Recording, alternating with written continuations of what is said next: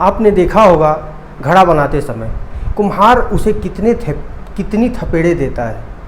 घड़े को कभी अंदर से कभी बाहर से चोट करता है, तब जाकर के एक घड़ा आकार लेता है। और जब आकार ले लेता है वह आग पर तपता है। आग पर तपने के बाद आकार लेने के पश्चात वो अपने अंदर शीतल जल को समाहित करता है और वही शीतल जल दूसरों के प्यास को बुझाने का काम करता है। उसके आग में तपन और उसके दुख सब मिट जाते हैं और वह दूसरों को शीतलता प्रदान करने के लिए अपने अंदर जल को समेट करके रखता है और उसे शीतल बनाए रखता है। यह अजीब विडंबना है कि उस तपन को भी वह भुला करके और शीतलता प्रदान करने का कार्य करता है। यह घड़े का अपना स्वाभाविक गुण होता है और इसी गुण के कारण यह घड़ा प्रसिद्ध होता है। जी हाँ, मैं बात कर रहा हूँ कुंभ राशि के जातकों की। कुंभ का मतलब भी घड़ा होता है और घड़ा अर्थात कुंभ राशि के लोग भी जितने शीतल होते हैं, वह लाख थपेड़े खाने के बाद भी, लाख कष्ट झेलने के बाद भी अपने आदर्शों से, अपने नैतिक बल से तनिक भी नहीं डिगते और हमेशा अपने चरित्र को उन्नत बनाए रखते हैं, अपने आदर्शों पे हमेशा चलते हैं और हमेशा आगे बढ़ते जाते हैं। ऐसे ही कुंभ राशि के जातकों के लिए मैं इस वीडियो को समर्पित करता हूं और इस वीडियो में हम चर्चा करेंगे कि कुंभ राशि के जातक का राहु के गोचर का क्या प्रभाव कुंभ राशि के जातकों पर होने वाला है। जी हाँ, आगामी 30 अक्टूबर को राहु देवता अपनी राशि परिवर्तित कर रहे हैं। 30 अक्टूबर को राहु देवता मेष राशि से मीन राशि में आ रहे हैं और इस राशि परिवर्तन का क्या प्रभाव होगा कुंभ राशि के जातकों पर, इस वीडियो में मैं इसी बात की चर्चा करने जा रहा हूं। मैं आप सभी दर्शकों का अपने चैनल महर्षि पराशर वैदिक ज्योतिष केंद्र में स्वागत एवं अभिनंदन करता हूं और मैं अनुरोध भी करता हूं साथ साथ कि यदि आप मेरे चैनल पर नए हैं तो कृपया मेरे चैनल को सब्सक्राइब करें और लाइक शेयर कमेंट करना न भूलें। आगे बढ़ते हैं। वीडियो में आगे बढ़ने से पहले मैं आपसे अनुरोध करूंगा कि इस वीडियो को आप अंत देखें, क्योंकि आप अंत तक देखेंगे तभी आपको पूर्ण रूप से समझ में आएगा कि कुंभ राशि के जातकों के लिए यह राहु का राशि परिवर्तन क्या गुल खिलाने वाला है और क्या नया चीज़ लेकर के आएगा। बात करते हैं कुंभ राशि के जातकों के लिए। जब 30 अक्टूबर को राहु देवता मीन राशि में आ जाएंगे तो उसके पश्चात यह धन भाव में आ जाएंगे।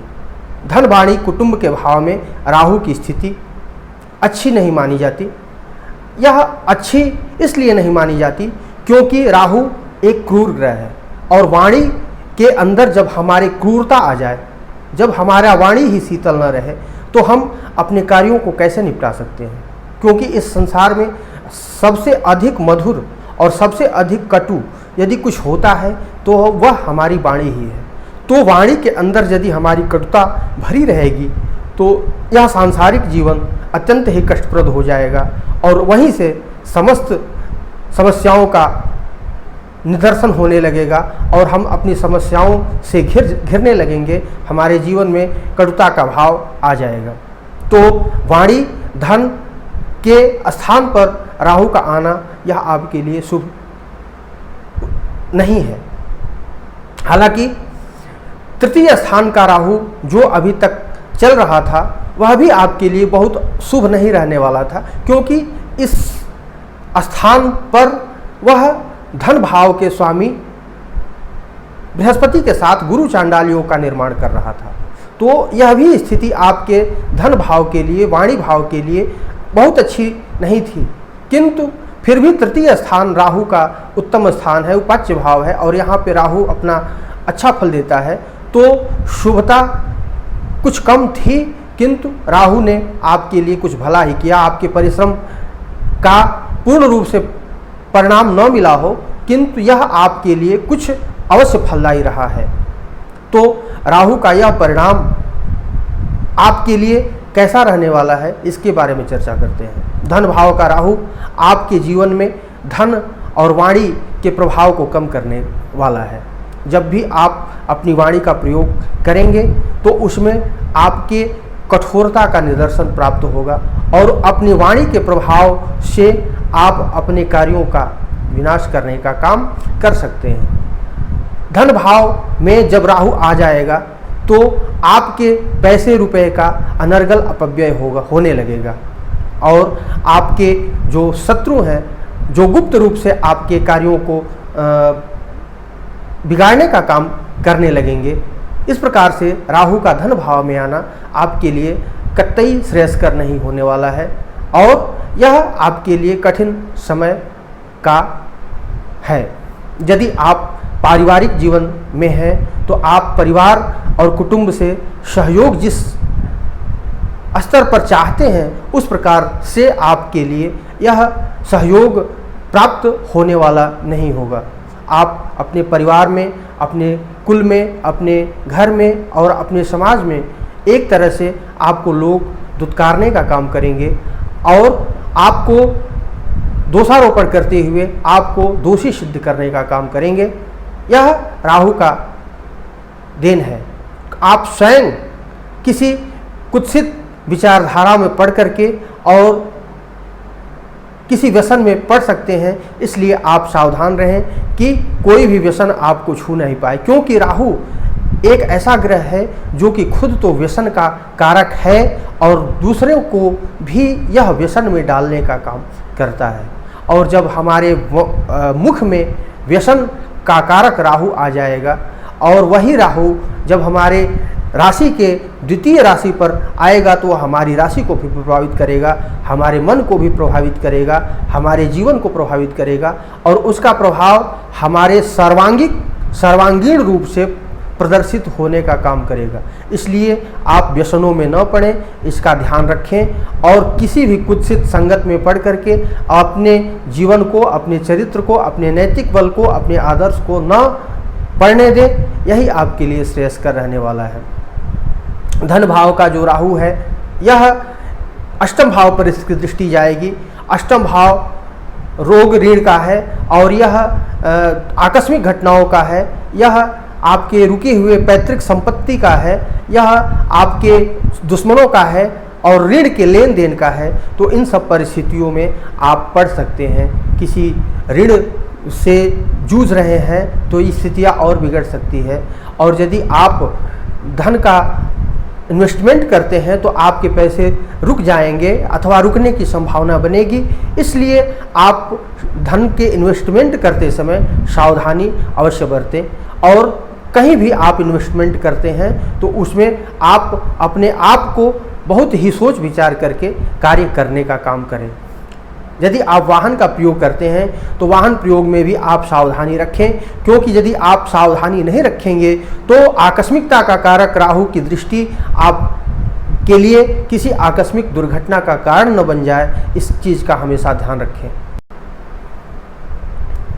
राहु की नवम दृष्टि आपके दसम भाव पर जाएगी, अर्थात आप अपने कार्य क्षेत्र में जो भी कार्य करते हैं, चाहे आप बिजनेस करते हैं, आप व्यापार करते हैं, आप पढ़ाई करते हैं, आप मजदूरी करते हैं, किसी प्राइवेट फर्म में काम करते हैं, किसी गवर्नमेंट ऑफिस में काम करते हैं, अथवा जो भी कार्य क्षेत्र है या आपके कार्य क्षेत्र में तमाम तरह की विघ्न बाधाओं को लेकर के आने का काम करेगा और उन बाधाओं और विघ्नों के कारण आप अपने आप को बहुत ही मायूस हो करके आप झेलने का काम करेंगे और ऐसा प्रतीत होगा कि आप अपने कार्य क्षेत्र में अपने कर्मों को करते हुए भी आपको लोग दोषारोपण ही कर रहे हैं, आपकी प्रशंसा नहीं कर रहे हैं। आपको जितना कार्य करेंगे उसकी अपेक्षा बहुत ही कम लाभ देखने को मिलेगा और कार्य क्षेत्र में आपको संघर्षों का सामना करना पड़ेगा।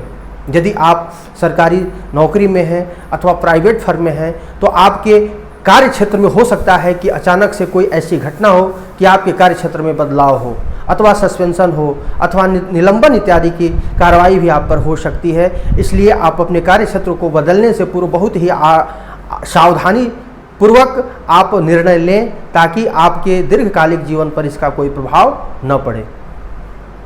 राहु की पंचम दृष्टि आपके छठे भाव पर जाएगी। छठा भाव रोग ऋण शत्रु का है, तो रोग से, ऋण से, शत्रु से आपको परेशानी हो सकती है।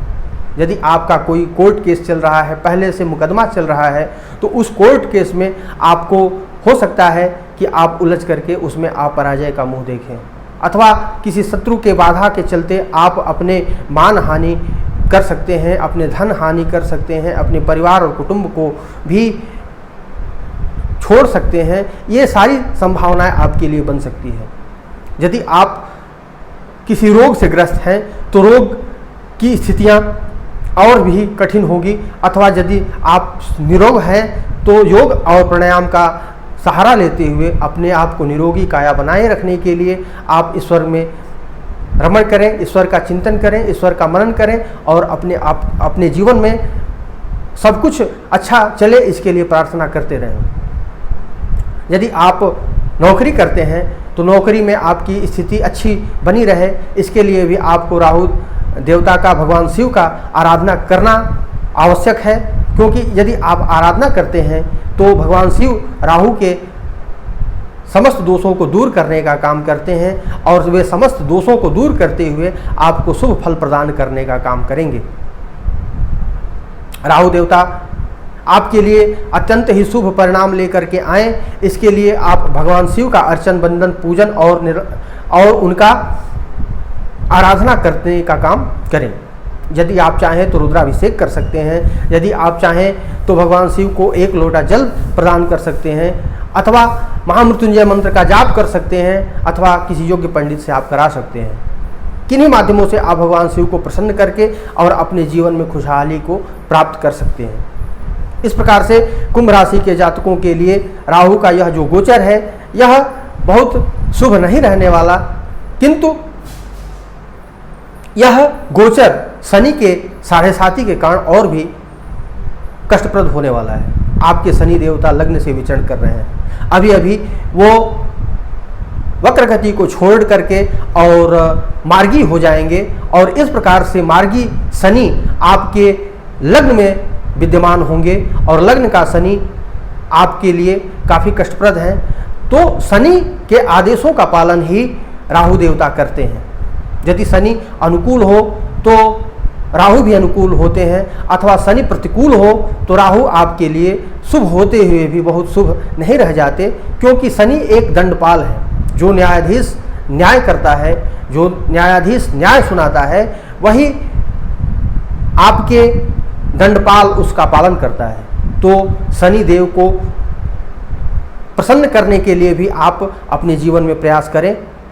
भगवान शिव का अर्चन, बंदन, पूजन करते रहें, हनुमान जी का व्रत करें, हनुमान जी का अर्चन करें, और विभिन्न माध्यमों से, विभिन्न उपायों से आप भगवान हनुमान का अर्चन बंदन करते हुए शनिदेव को प्रसन्न रखें। राहु भी आपके लिए शुभ फल प्रदान करेगा और यह आपके जीवन में अच्छा फल लेकर के आएगा। यदि आपको वीडियो अच्छा लगा हो तो कृपया चैनल को सब्सक्राइब करें, लाइक करें, कमेंट करें, शेयर करें। धन्यवाद।